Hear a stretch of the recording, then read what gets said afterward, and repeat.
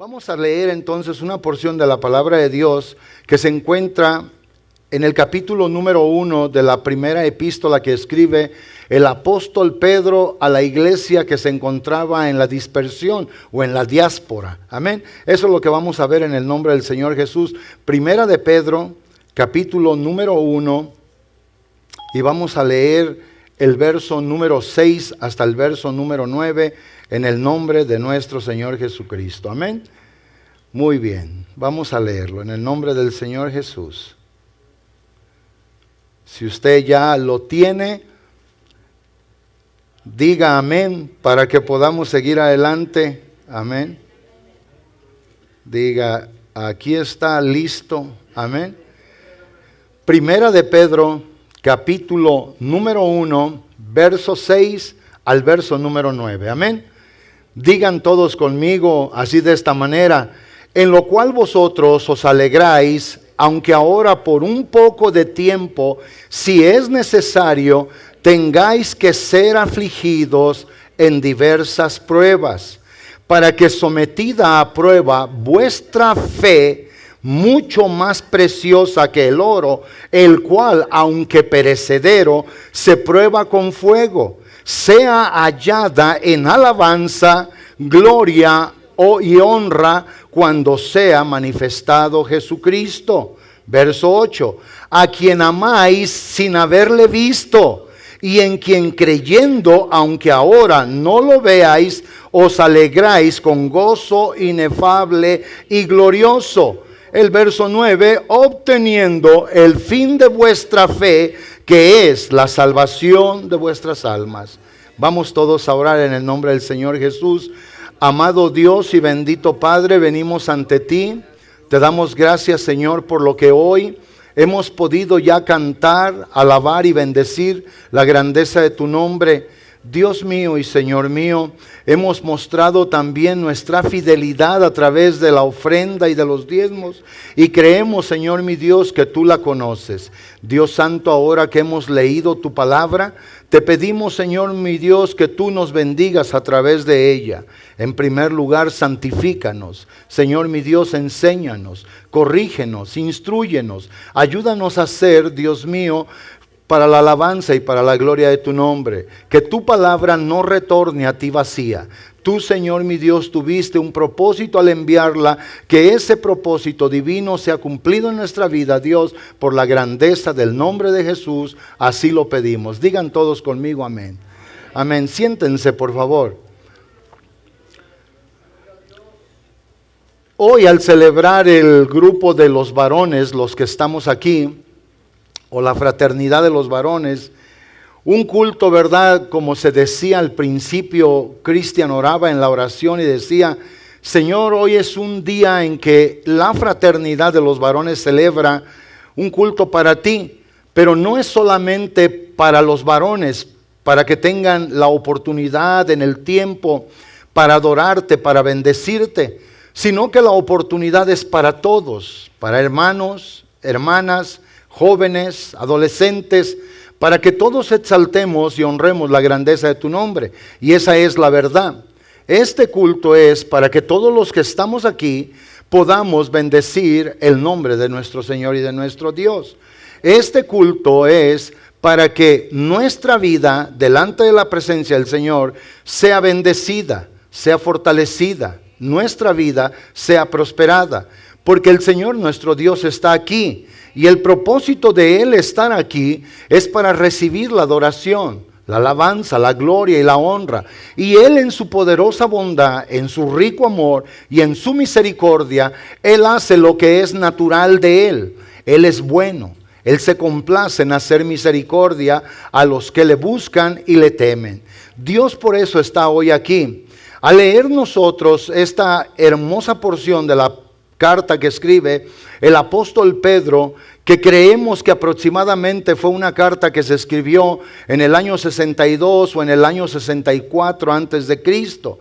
Y creo que también se escribió de lo que él menciona en el capítulo número 5 de Babilonia, lo que era simple y sencillamente una referencia simbólica posiblemente a la ciudad de Roma. Es de donde el apóstol Pablo escribe esta hermosa carta o epístola. Ahora, ¿a quién se la escribió? Se la escribió a todos los hombres y a las mujeres que habían aceptado a Jesucristo como su Salvador y que a través de todo este imperio, el imperio romano, todo lo que era una parte de Asia Menor, estaban dispersos. Si nosotros vamos al verso número 3, podemos ver la dedicación que él hace, las cosas que él dice. Por eso, escuche lo que dice: bendito el Dios y Padre de nuestro Señor Jesucristo, que según en su gran misericordia nos hizo renacer para una esperanza viva, ¿verdad? Por la resurrección de Jesucristo, para una herencia obviamente que es incorruptible, inmarcesible, reservada en los cielos, que sois guardados por el poder de Dios por la fe, para alcanzar la salvación que está preparada para ser manifestada en los días postreros o en el tiempo del futuro. Y luego después viene lo que nosotros leímos. O sea, el apóstol le dice a todos estos hermanos que se encontraban dispersos, que estaban obviamente en un problema grave de persecución. Se cree que el emperador Nerón en ese tiempo, porque la gente de aquellos días, los cristianos, no quisieron verlo a él o reconocerlo a él como un Dios, él entonces se enfureció. Él también miraba todo el negocio, obviamente, de aquellos lugares paganos donde la gente acudía, pero al convertirse al cristianismo ya no iban más allá y él vio muchas pérdidas económicas. Este hombre entonces desata una terrible persecución delante de la iglesia, delante del pueblo de Dios. ¿Para qué? Para amedrentarlos, para hacerlos desistir de su fe, para provocar en ellos temor, desánimo. ¿Para qué? Para que simple y sencillamente abandonaran en lo que ellos habían creído. Pero al leer la palabra, nosotros nos damos cuenta que la herencia que tenemos, los hijos de Dios, hombres y mujeres, jóvenes también, adolescentes, es una herencia que no tiene comparación, que el Señor nuestro Dios nos la dio. Toda esta gente, como dice el versículo 1, 2 y 3, el 2, perdón, y habla y dice claramente para quién era la carta. Y la carta estaba obviamente para la gente que había sido elegida, para la gente que había tenido obviamente el llamado de Dios nuestro Señor. Si vamos al verso número 1, en el verso número 1 viene el apóstol Pedro y dice: Pedro, apóstol de Jesucristo, y lo dice a los expatriados. O sea, era la gente que en la diáspora o en lo que es obviamente la esparcición, dice o lo que viene siendo a los expatriados de la dispensación, y lo dice en el Ponto, en Galicia, Capadocia, Asia y Bitinia. A toda esta gente les estaba hablando y les dice: a ustedes entonces que son elegidos según la presencia de Dios Padre en la santificación del Espíritu para obedecer y ser rociados con la sangre de Jesucristo, gracia y paz os sean multiplicadas. O sea, la bendición de Dios, el favor de Dios y la paz de Dios a ustedes que están en estos lugares, en Asia, en el Imperio Romano. Ustedes tienen la bendición de Dios nuestro Señor. Ustedes, aunque ahorita vean todo esto como algo contrario a su vida, pero esto va mucho más allá. Dios va a utilizar este tiempo de prueba, de persecución, de aflicción y de angustia a ustedes para que ustedes sean obviamente purificados. Al ser purificados, sus vidas sean fortalecidas. Al ser fortalecidas sus vidas, todo esto redunda entonces en alabanza y en gloria a Dios. ¿Por qué?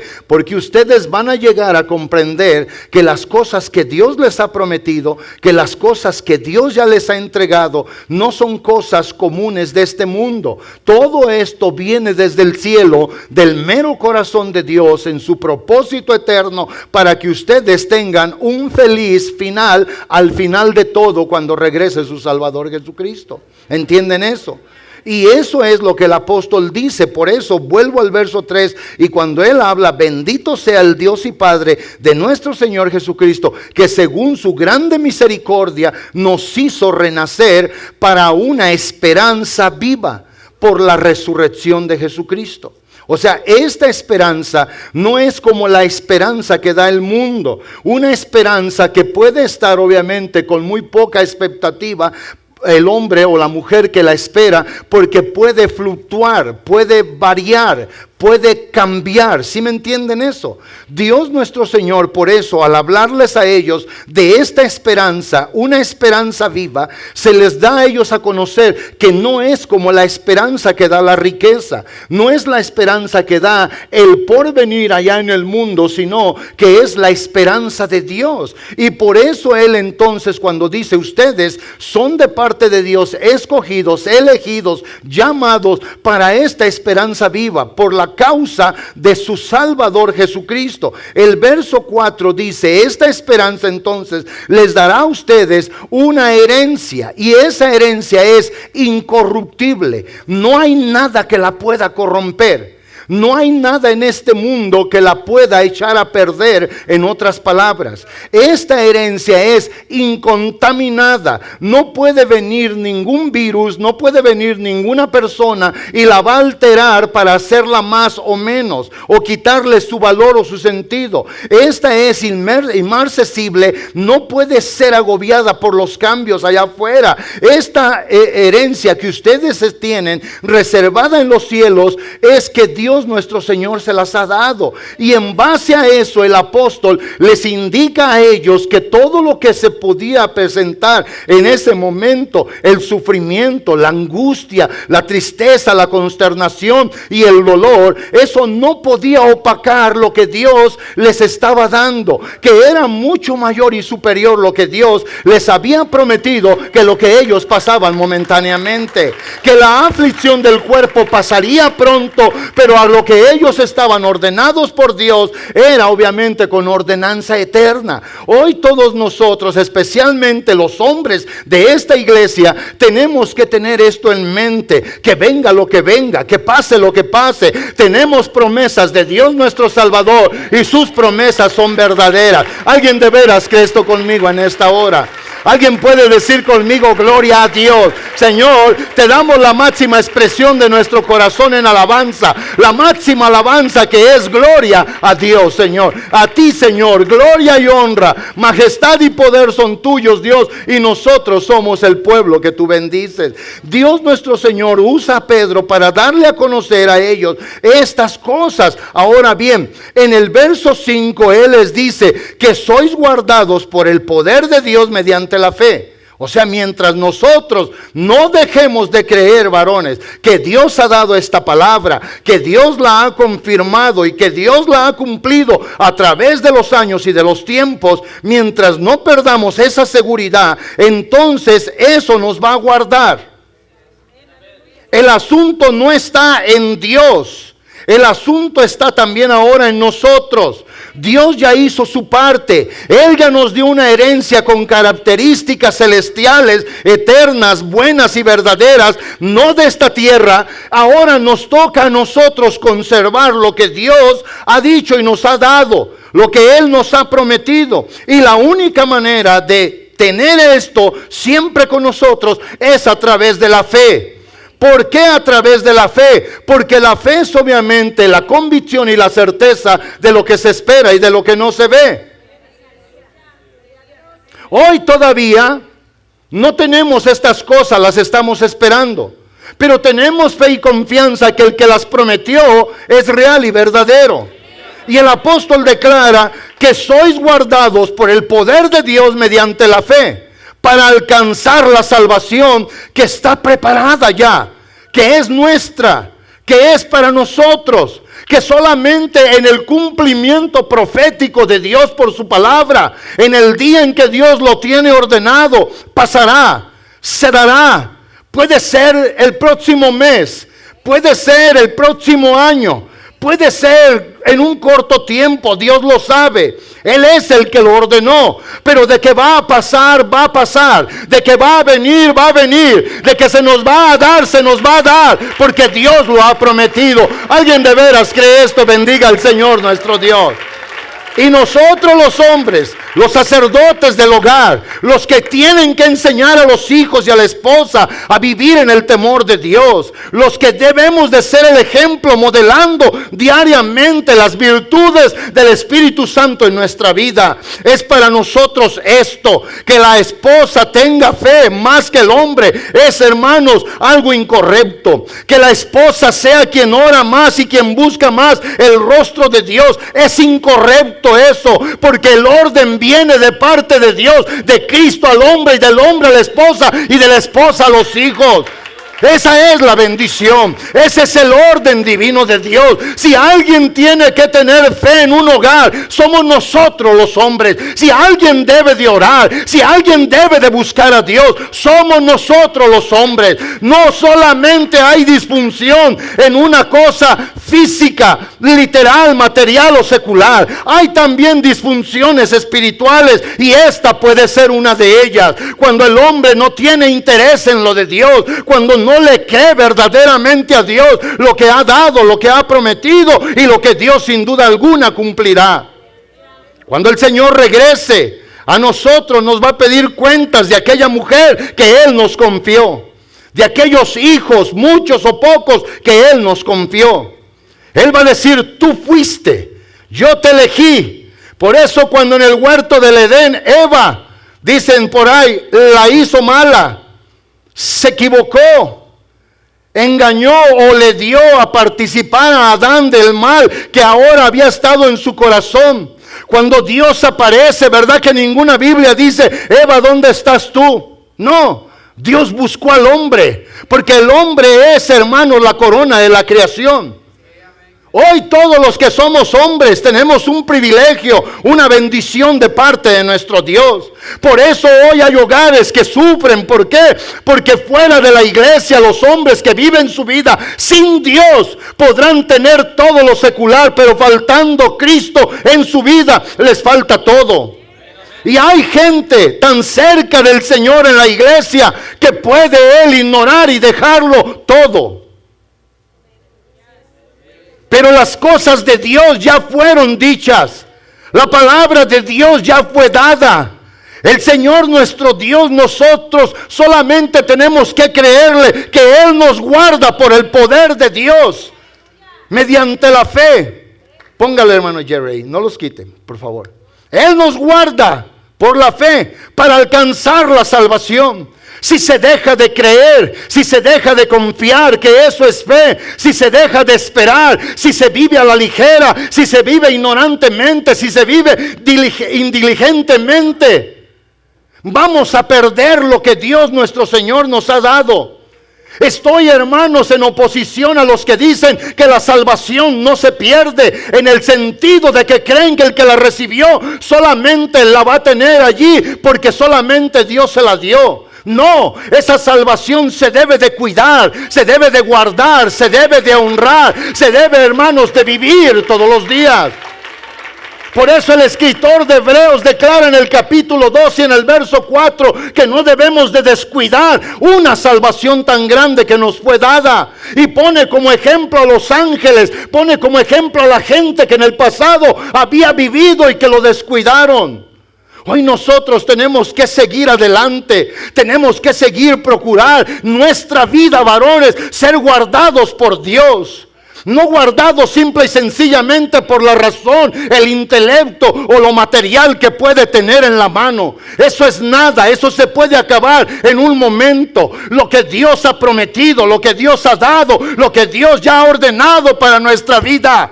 Ya leímos que nada lo va a echar a perder, nada lo contamina. Es una herencia verdadera y ese es el favor de Dios para nuestra vida. Alguien de veras todavía alaba al Señor por ello.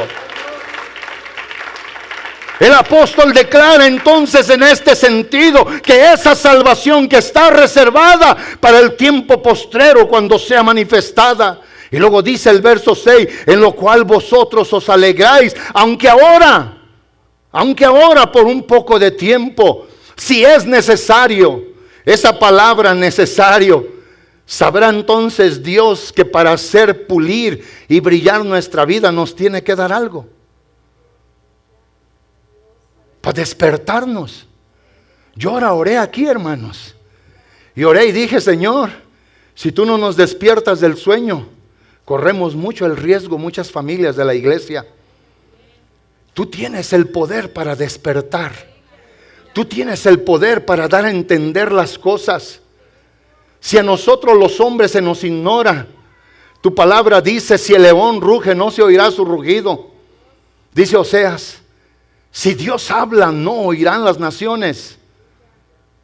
Hoy, esto está aquí, aunque en lo cual vosotros os alegráis, aunque ahora por un poco de tiempo, podrá también indicar aquel poco tiempo en referencia a la vida tan corta que es del hombre.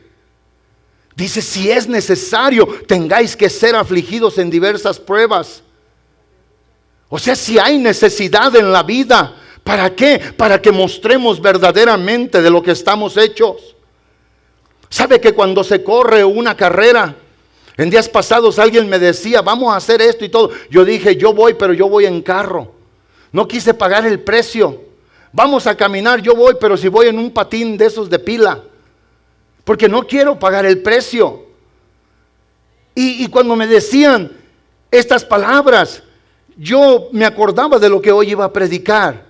Entendía lo que hoy iba a venir a decir. Aunque por un corto tiempo, si es necesario, tengáis que ser afligidos en diversas pruebas. Pero esta es la única manera para darnos cuenta en realidad qué consistencia, capacidad, qué tanta verdad hay en nosotros. Oía a nuestro hermano Emilio que decía que hoy por poco y se le salen los tornillos por ahí. Las pruebas van a venir. Dios las va a permitir. En aquel tiempo se las permitió a través de un gobernador que no tenía piedad, clemencia, que él quería solamente ser honrado, ser visto como Dios. Sus negocios, el lucro que él tenía, era solo lo que le importaba. La vida humana no le importaba para nada, y menos de gente que era contrario a lo que era obviamente aquel moverse o actitud en su reino. De gente que vivía diferente, que habían cambiado sus valores ahora, que ya no eran valores de la sociedad ni mundanos, eran ahora valores del cielo, cristianos, de un extremo al otro. Y este hombre no tenía nada que ver con la iglesia Nerón. Lo que único que él quería era poder enriquecerse y seguir avanzando más en la expansión del reino. Pero Dios nuestro Señor dice esto, lo voy a dejar también para que otros vean que lo que ustedes fueron llamados lo han creído. Y la importancia de esto es de que cuando el apóstol Pedro declara esto, en un corto tiempo, si es necesario, tengáis que ser afligidos de diversas pruebas. Y luego dice, para que sometida a prueba vuestra fe. Sometida a prueba, puesta a prueba. Dice, mucho más preciosa que el oro. El oro, dice, aunque es perecedero, se prueba con fuego. ¿Para qué? Para purificarlo, para sacar lo mejor de él, para quitar las escorias, para quitar las impurezas. Y el apóstol dice entonces que nuestra fe sea hallada en alabanza, en gloria y honra cuando sea manifestado Jesucristo. Yo prediqué hace poco en Guadalajara y prediqué el poder del sufrimiento. Y alguien podrá decir, hay poder en el sufrimiento, de acuerdo como lo vea. Porque alguien puede sufrir por el Señor y solo quejarse. Pero alguien puede sufrir y decir, Señor, sufro pero lo recibo. Es para tu gloria, es para tu honra, es para tu alabanza, es para tu exaltación. Por eso el enemigo, hermanos, él no pierde la oportunidad de acusar a los que Dios ha bendecido, a los que Dios ha cercado y ha guardado. Por eso cuando el diablo aparece en el cielo delante de los ángeles de Dios o con los ángeles de Dios y llega ante el Señor, en Job 1:6 en adelante el Señor le dice, ¿dónde andabas, mitotero? Bueno, eso yo se lo puse. ¿Dónde andabas, chismoso? Rondando la tierra. Y Dios le dice, ¿no te diste cuenta de Job allá? Escuche bien. ¿No te diste cuenta de este varón? Varón perfecto, temeroso de Dios. Un hombre calidad. Y el diablo, ¿qué usó luego? Y dijo, bueno, Job te teme por todo lo que tú le das. Pero quítale lo que tiene. Vean la acusación del diablo. Quítale, pruébalo, a ver si no te niega. Hoy no está Job. Hoy está usted, estoy yo. Con el mismo poder del Espíritu Santo. Con la misma autoridad. Con la misma bendición. Con el mismo propósito eterno.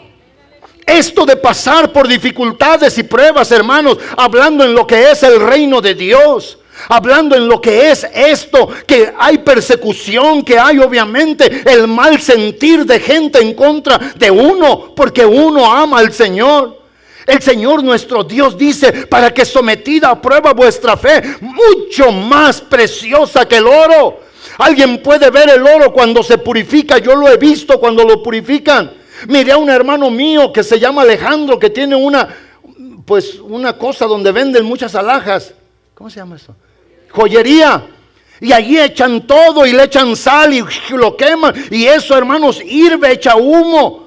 Y las escorias salen y nomás las quita. Y si él dice, este oro es de 10 quilates, pero lo quiero de más valor, ¿qué hace? Le vuelve a poner más sal, le vuelve a prender a la mecha, al cautín, y le vuelve a meter fuego. Y sabe una cosa, vuelve eso a quemarse. Y cuando se quema, lo que está abajo comienza a hacer bobos o burbujas y se va para arriba y comienza a quedar arriba, y es fácil quitarlo. Y cuando ya sale aquel oro, él lo pone en lugares, en cuadros, en cosas, y luego tiene algo que es como un ácido, capaz de poder probar la calidad del oro. Y con una gota, al puro ver, él dice, esto es de tantos quilates.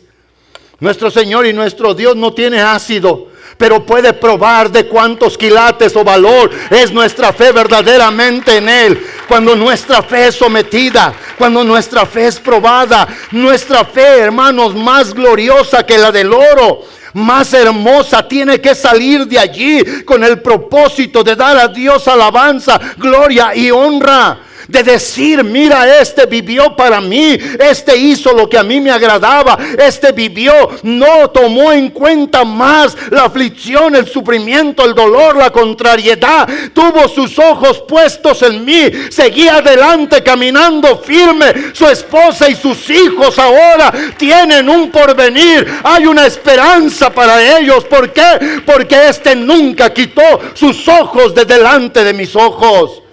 Y eso es lo que el apóstol les dice. Y luego dice, a quien amáis sin haberle visto. A quien amáis sin haberle visto. En quien creyendo, aunque ahora no lo veis, os alegráis con gozo inefable y glorioso. Nosotros estamos acostumbrados, los hombres, a ver, a palpar, a observar.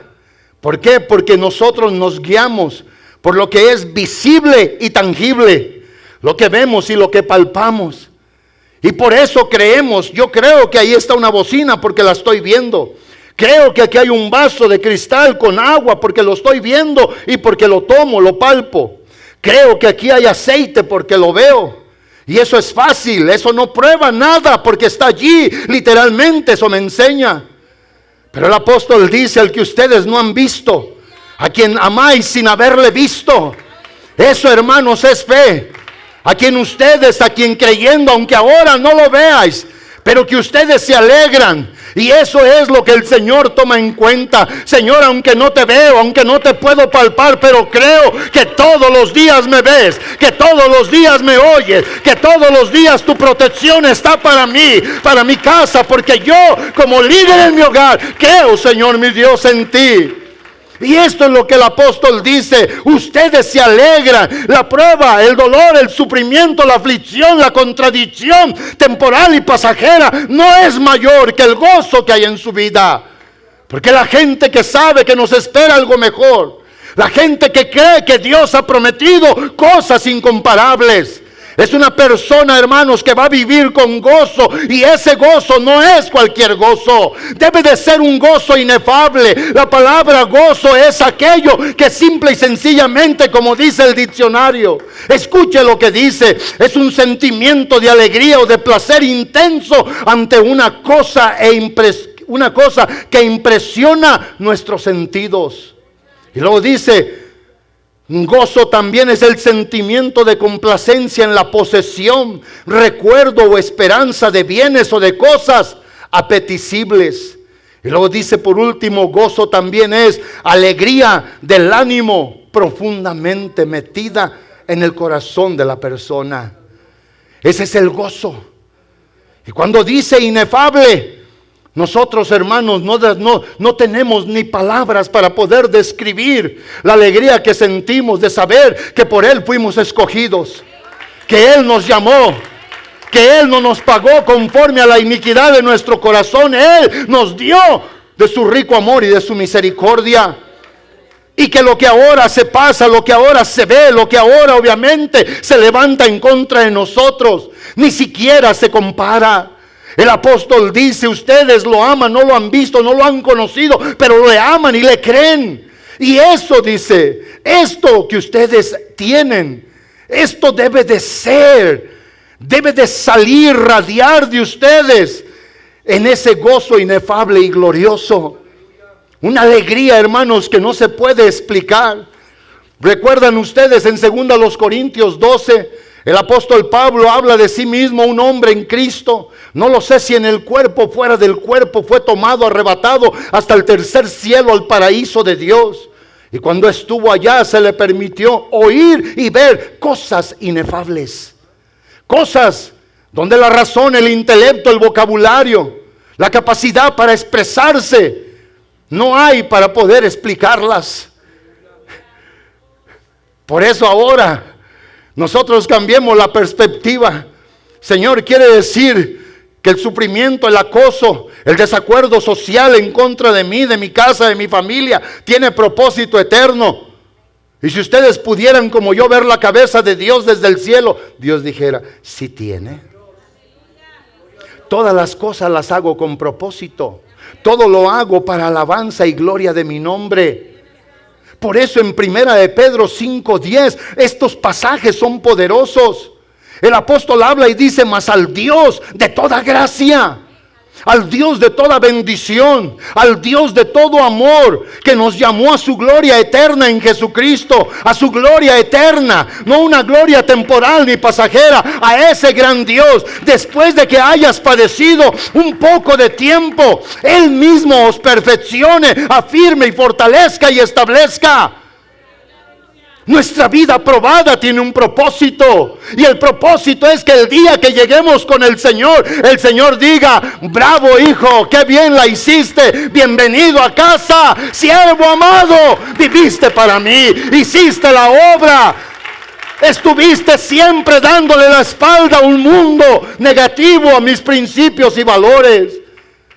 Y el Señor nuestro Dios nos dirá, bienvenidos. ¿Por qué? Porque Él en todo esto tiene un propósito, un plan divino, amados hermanos. Y el plan es de que, como dice su palabra, vamos a padecer un poco de tiempo, pero al mismo tiempo Él nos va a perfeccionar, nos va a afirmar.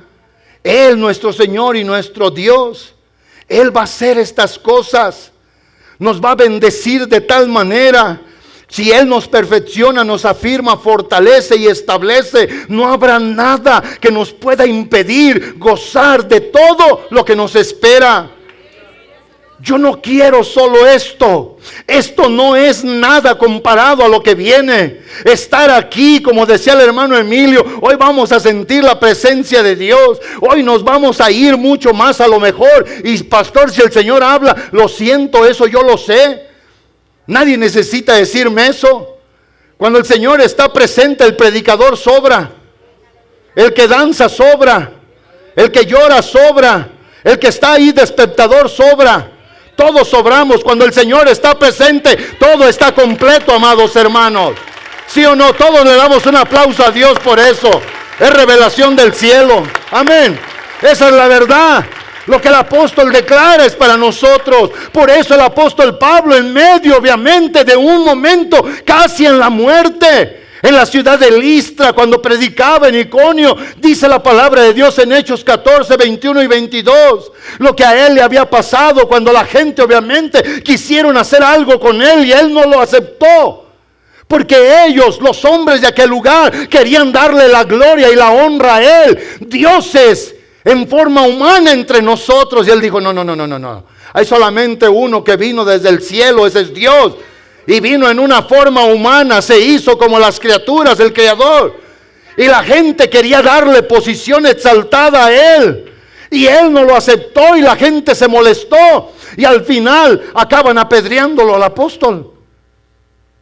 Y cuando esto habla la palabra en el verso 21, y después de anunciar el evangelio en aquellas ciudades, escuche, y de hacer muchos discípulos, volvieron a Listra, a Iconio y a Antioquía.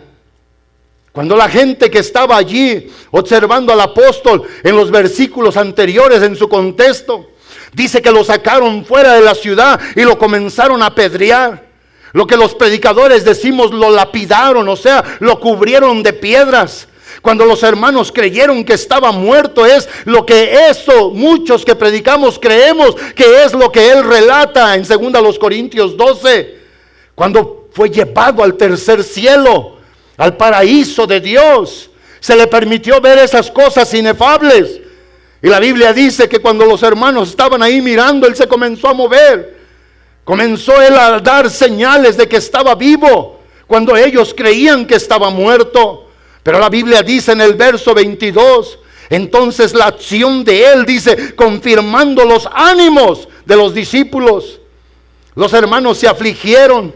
¿Qué pasaría, hermanos, si estuviéramos en un país o en una ciudad donde sufriéramos atentados, donde llegara gente que estuviera en contra de usted y de mí, y hoy viniera y matara a unos 2 de aquí?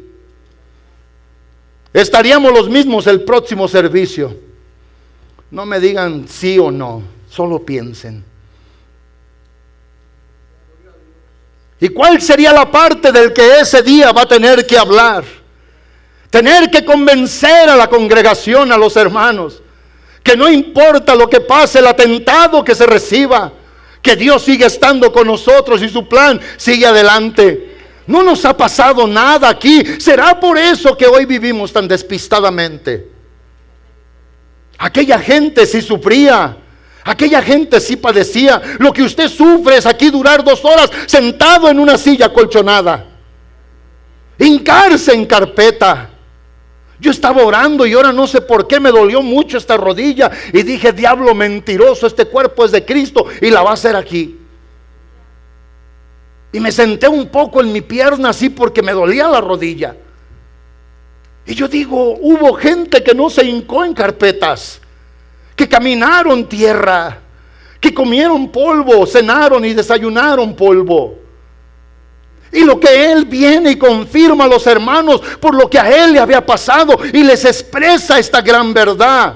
A los discípulos que estaban allí, él los exhortó. La palabra exhortar no es regañar, es animar. Él los animó a ellos a que permaneciesen en la fe.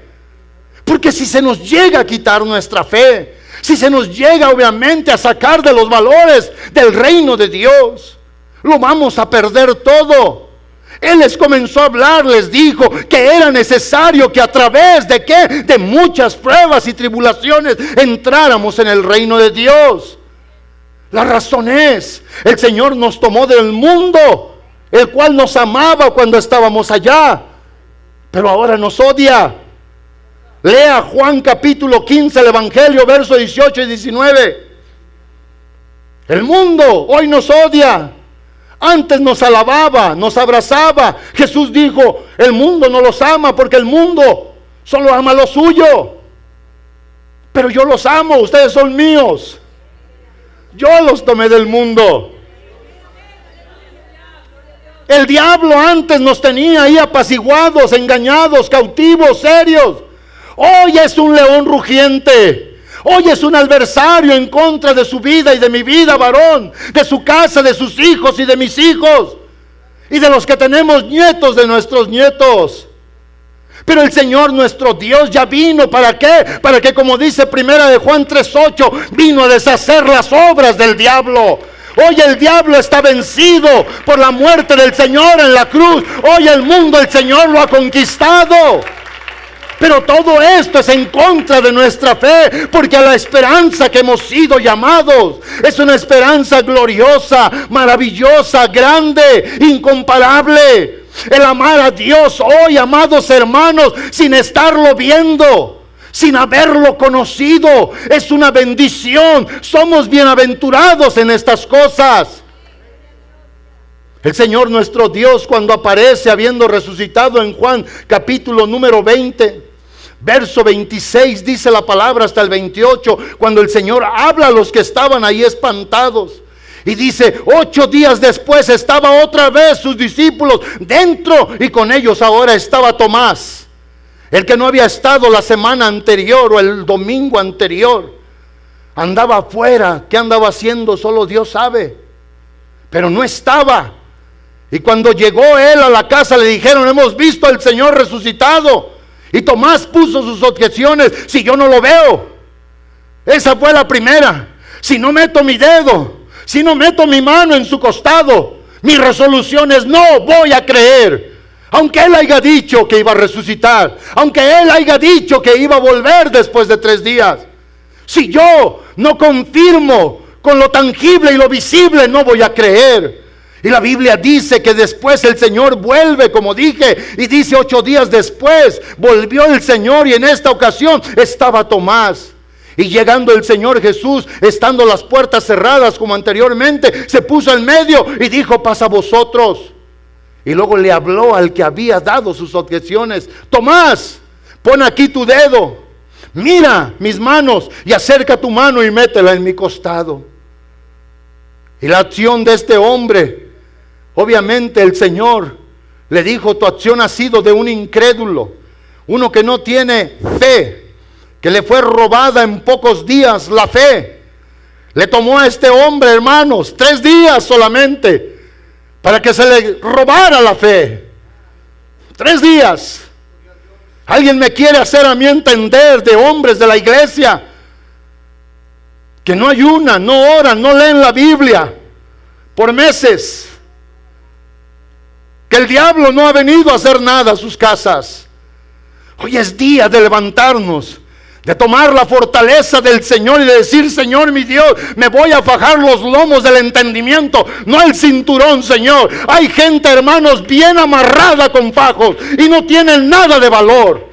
El valor ahora debe de ser el lomo del entendimiento. Señor, me voy a fajar el entendimiento. Voy a entender qué es lo que tú me has dado, lo que buscas, esperas que yo haga, reaccionando para honrarte y para glorificarte en todo lo que haga, Señor. No ofensa, pero hay gente que se faja mejor que uno. Y eso nos da a saber absolutamente nada en el derecho de tener el valor, la hombría, de ir hacia adelante, la obstinación, de hacer la voluntad de Dios.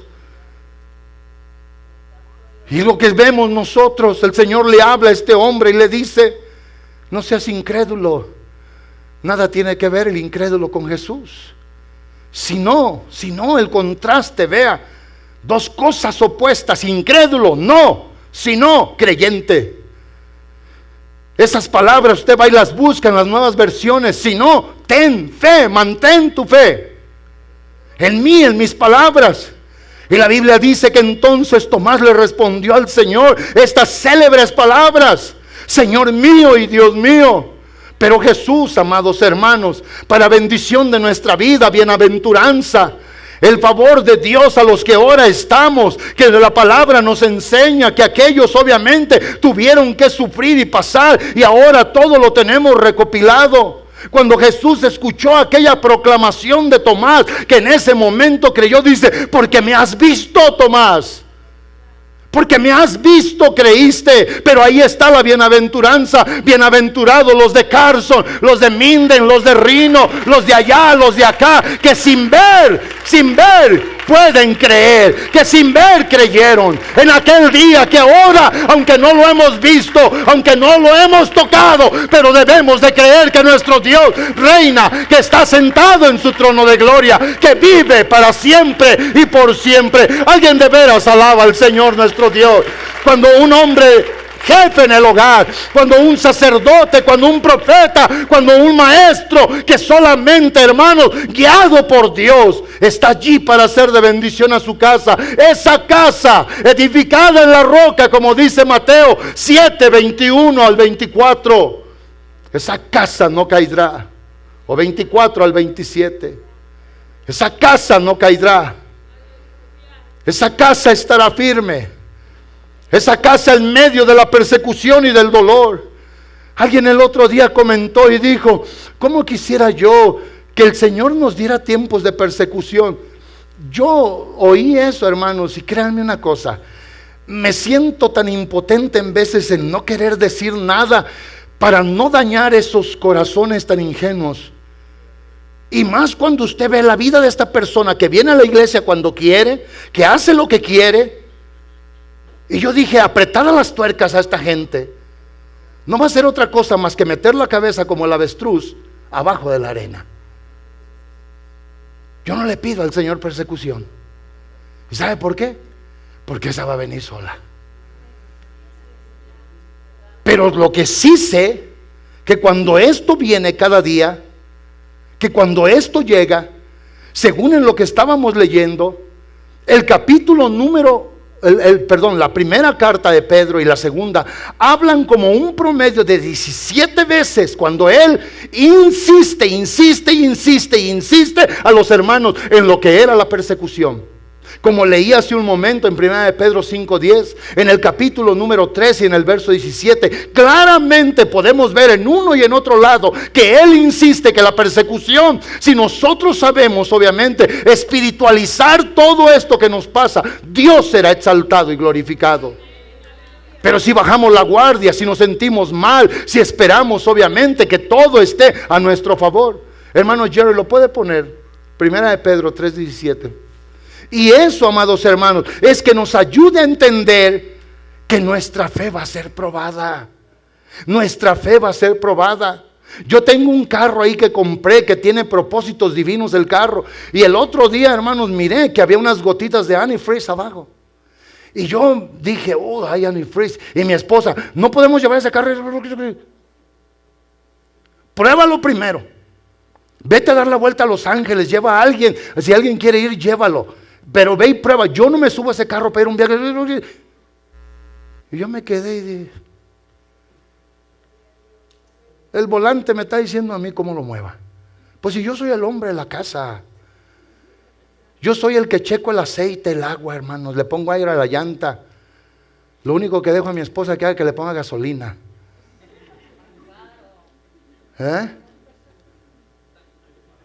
Y me dice, yo no me subo si tú no checas eso. Pruébalo a ver si va a llegar. Volteé yo y dije, what?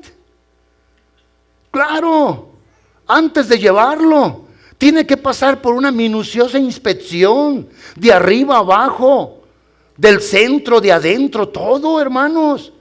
Claro que se tiene que probar. No vamos a querer correr cerca de 1800 millas así nomás a la aventura. No, esta cabeza no nomás es para traer pelo, cachucha o tegana, es para pensar. O sea, una persona que piensa va a probar eso para saber que va a servir en lo que más podemos entender. Dios nuestro Señor nos da la prueba, nos da esto para que nos demos cuenta si nuestra vida en verdad es por Él y para Él. Si en verdad es así.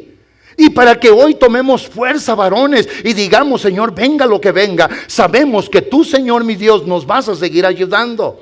Pedro dice, porque mejor es que padezcáis haciendo el bien, si la voluntad de Dios así lo quiere, que haciendo el mal. En 1 de Pedro 4:12, ya les dije todas las veces que pude identificar texto tras texto donde habla y dice lo que es el sufrimiento. Al sufrimiento, hermanos, debemos de saberle sacar lo mejor para bendecir nuestra vida.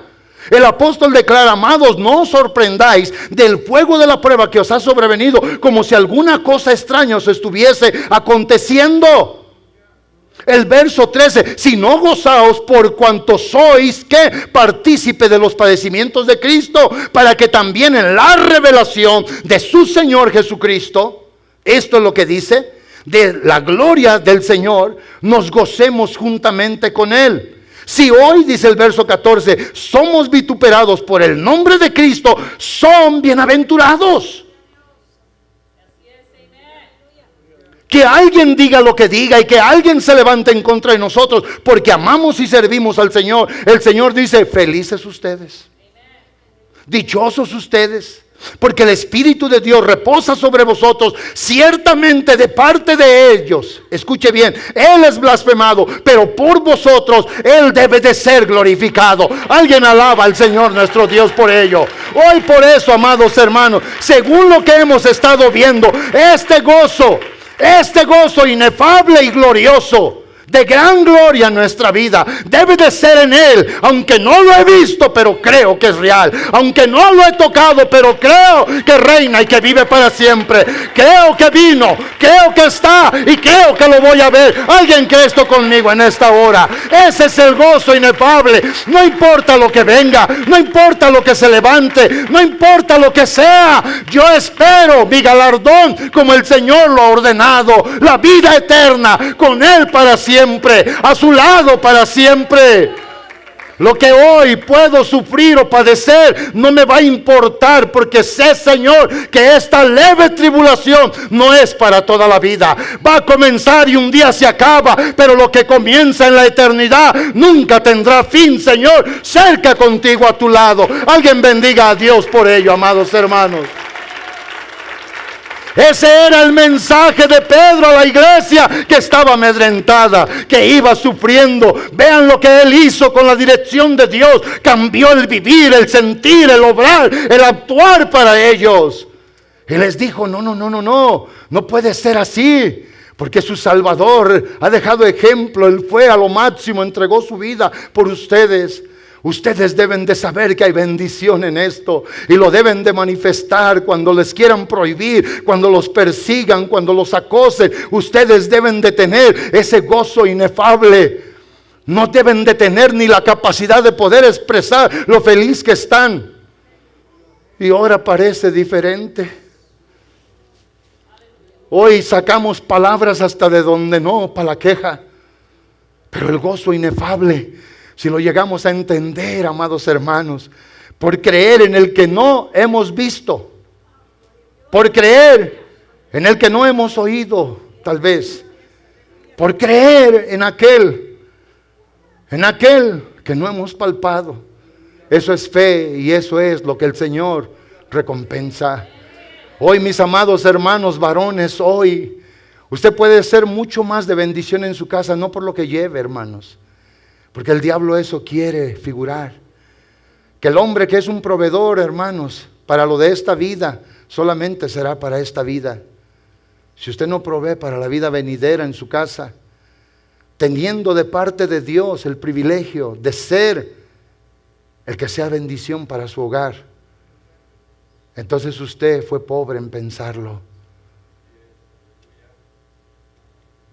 No me lo tome nadie a ofensa, pero es la verdad. Especialmente en este país hay muchas organizaciones que dan de comer, y si el dar de comer y llevar sustento fuera todo en esta vida, créanme que hay muchas organizaciones que son mucho mejor que muchos de nosotros. Pero en estas organizaciones no pueden dar lo que un hombre llega a entender en su relación con Dios, por vivir una experiencia diaria continua de comunión con su Señor. Que no se queda tan corto en pensar y decir, ya hice una casa, ya construí, ya tengo carro, ya esto y al otro. Eso no sirve para nada. Si hoy Dios permitiera un terremoto o un incendio, hermanos, masivo en una ciudad, tenemos experiencias en lugares en el centro de California que quedaron devastadas absolutamente sin nada. Hoy puede colapsar el sistema bancario. Y todos ustedes que tienen dinero ahí guardado pueden quedar en la ruina. Y si eso es lo que más valor tenemos hoy, en verdad no tenemos nada. Pero si tenemos al Señor y estamos plenamente convencidos de que Él es, de que Él está, de que Él nos ha dado estas cosas, nuestra vida sin duda alguna prosperará y seremos bendición para los demás. Esta carta tuvo que haber llegado como un vaso fresco de agua refrescante a los sedientos, agobiados. Cuando perseguidos, agobiados, pensaban que todo se había acabado. Pero yo creo que esta carta llegó para ser, hermanos, un aliciente de bendición a sus vidas. Que los que por el Espíritu Santo entendieron y dijeron: oh, no. Hemos estado equivocados. Hemos estado mal. El sufrimiento no es el fin de todo esto. El sufrimiento es un proceso para que nuestra vida verdaderamente sea medida, pesada, evaluada, si en verdad le amamos a Él. El que una gente que todo lo tiene me diga a mí que ama a Cristo, pues gloria a Dios. Pero el que una gente que en medio de la enfermedad, de la persecución, del acoso, en medio del dolor, diga amo a Cristo y lo amo con todo el corazón, pues mucho más gloria a Dios. ¿Están entendiendo? Hoy, amados hermanos, hoy yo no espero que ninguno de ustedes como varones tome el lugar mío en mi casa. Ese es mío. No quiero que nadie lo tome. Me opondré a que cualquiera de ustedes lo tome. Pero debiera de haber este sentir en todos. Que todos tengamos ese grado de dignidad y de decir: esta casa tiene hombre, no macho, porque machos hay donde quiera. Hombre, un hombre de Dios, un hombre que ama, que teme, que sirve, que obedece a Dios. Y eso es lo que la iglesia necesita. Un hombre que sea capaz de poder ver a sus hijos, a su esposa, y con mucha seguridad decirle: honey, esto no es todo. My boy, my girl, my son, my daughter, whatever you want to call them. This is not it. It's even more. It's bigger. We are appointed by God to inherit the everlasting kingdom. Mi esposa, esto no es todo. Mi hijo, esto no es todo. Esto va a pasar. No hay que negarlo. Van a venir tiempos, hermanos, que no hemos visto ni conocido. Tiempos que no hemos experimentado. Que el hombre más fuerte, si no está tomado del Señor, temblará. Que el hombre más inteligente, más sabio, si no está tomado del Señor, será torpe en su accionar. Van a venir días donde no vamos a poder vivir de otra manera, sino solo por fe en el que no hemos visto, en el que no hemos palpado, pero que creemos que ahí está. Que nos mantenemos como viéndolo a Él, al invisible, como dice Hebreos 11, 25 al 27, cuando habla de Moisés. Moisés no tuvo temor de sufrir la ira del faraón. Pero ¿por qué no tuvo temor? Esa sería una buena cuestión. ¿Por qué no tuvo temor? Porque la palabra de Dios dice: se mantenía como viendo al invisible. Hoy ese debe de ser el carácter del Hijo de Dios, de la mujer de Dios, manteniéndose viendo como al invisible. Usted sí oye, hermano Alfonso. Díganle allá al hermano a ver si lo quiere poner. Y ese es el asunto. Lo que nosotros necesitamos entender hoy. Hoy es hermoso. Hoy yo me alegré de ver a varones cantar. Esa es la verdad. Pero me voy a alegrar más cuando vea a un varón ser el líder en su hogar. Y no estoy diciendo que ellos no lo hacen. Esto es general para todos. Cuando el hombre se sabe fajar los lomos del entendimiento y decir: es mi responsabilidad y no quiero, voy a tomar un sano orgullo. I'm going to take a pride in my position. No quiero que nadie tome mi lugar. Yo soy, mujer, quien Dios te dio. Aquí estoy. Que el pastor nos predique, que nos enseñe, pero yo soy el que aquí toma el lugar del hombre de la casa. ¿Por qué? Porque habiendo hogares sanos, la iglesia es sana. Hoy debiéramos de aprovechar mucho el tiempo para hablarle al no creyente. Pero estamos como Israel en el desierto, vuelta y vuelta y vuelta y vuelta. Porque los que debiéramos de ser maduros, gente entendida, hermanos, nos hacemos como el cangrejo, de lado y para atrás. Esto está mal. Eso es duro. Yo no quiero decir esto, pero es una realidad en muchos hogares. No solo aquí. A mí me duele cuando oigo a predicadores, a hermanos que hablan, pastores con los que en ocasiones nos llamamos y que me dicen la iglesia está en crisis. Yo digo, no, la iglesia tiene que estar en Cristo. En Cristo tiene que estar la iglesia. En el Señor nuestro Dios, para ser bendecidos, prosperados. Hoy yo quiero pedirle a los hombres de este recinto santo que es esta iglesia, hermanos, que tomen un momento con el Señor en este lugar. Que vengan, hermano. Yo creí que era el hermano Daniel.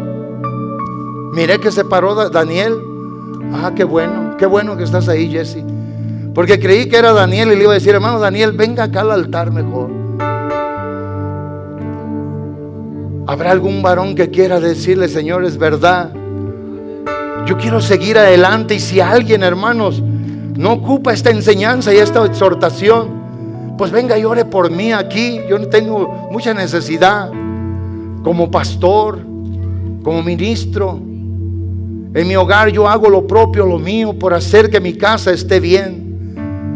Esta gente, obviamente, los lectores de esta carta, los receptores de esta carta, ellos sabían que amaban a Cristo y era una bendición. Pedro se los dijo, que creían en el Señor. Debían de regocijarse por el Señor, por todo lo que Él les había ya mencionado y dado, para recibir la salvación que está ordenada para nosotros. Y esto es, yo le digo a las mujeres de esta casa, el que el esposo sea un proveedor, hermana, para tu hogar, no dice nada. Pero que ese hombre sepa llegar al corazón de Dios por saber cómo buscar su rostro, saber cómo humillarse, saber cómo depender de Él. Entonces eso es una increíble, poderosa, grandiosa bendición. El apóstol Pablo, y con esto voy a concluir, él dice en Romanos 15, 20, 21, yo me esforcé en gran manera para predicar el evangelio donde Cristo no hubiese ya sido nombrado, para no edificar sobre fundamento ajeno. Verso 21, sino como está escrito, aquellos a quienes nunca les fue anunciado acerca de Él verán, y los que nunca han oído en Él entenderán. Una palabra profética que se cumplía de Isaías 52, verso del 1 al 5 y el verso número 15, donde la palabra dice: ¿por qué podemos creer en lo que no vemos? ¿Por qué podemos creer en lo que no podemos palpar? Porque el evangelio es poder, y a nosotros se nos predicó poder, y es el Espíritu Santo el que da revelación de la existencia, de la permanencia y de la fidelidad de Dios en la vida del creyente. Es por eso hoy, mi amado hermano, que usted hoy, como sacerdote del hogar, como hombre de su casa,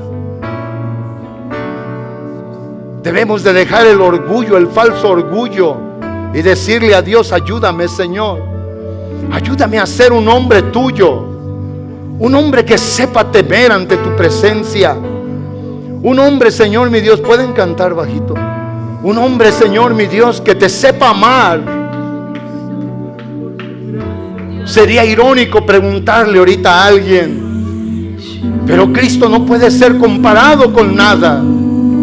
No hay nada mejor y mayor que podamos darle a nuestra esposa, a nuestros hijos, a nuestros nietos.